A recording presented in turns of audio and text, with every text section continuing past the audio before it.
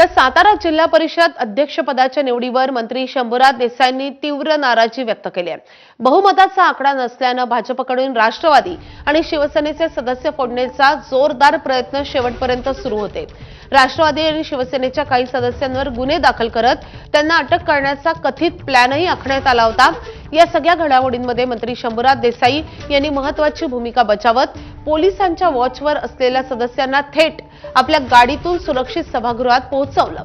तरीही अपयश आल्याने शंभूराज देसाईंनी नाराजी व्यक्त केली आहे। पोलीस प्रशासनाला हाताशी धरून आमचा पराभव केला, अध्यक्ष निवडीबाबत हायकोर्टात दाद मागणार असल्याचा इशाराही देसाईंनी दिला आहे।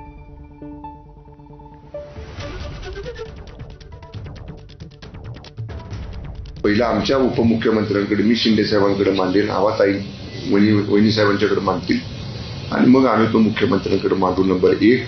आणि गुन्हा दाखल करायला मस्त आम्ही जाऊ।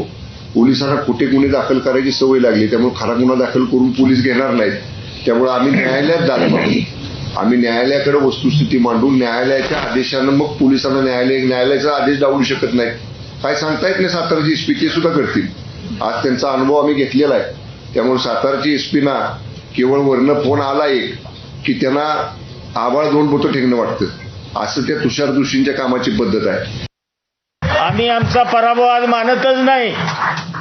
अरे हा तुम्ही प्रशासनाला आणि पोलिसांना हाताला धरून आमचा पराभव तुम्ही करण्याचा प्रयत्न केलाय, परंतु हा लोकशाहीनं जो कौल आम्हाला जिल्हा परिषदेच्या निवडणुकीला दिला होता तो कौल तुम्ही पायदळीत उडवला आणि तुम्ही हुकुमशाही पद्धतीनं दांडग्याव्यानं प्रशासनाला हाताशी धरून तुम्ही चुकीच्या पद्धतीनं आज कारभार केलेला आहे। त्याचं प्रायश्चित्त भविष्यामध्ये तुम्हाला 100% मिळाल्याशिवाय राहणार नाही।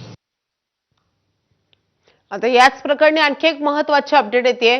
सातारा जिल्हा परिषद अध्यक्ष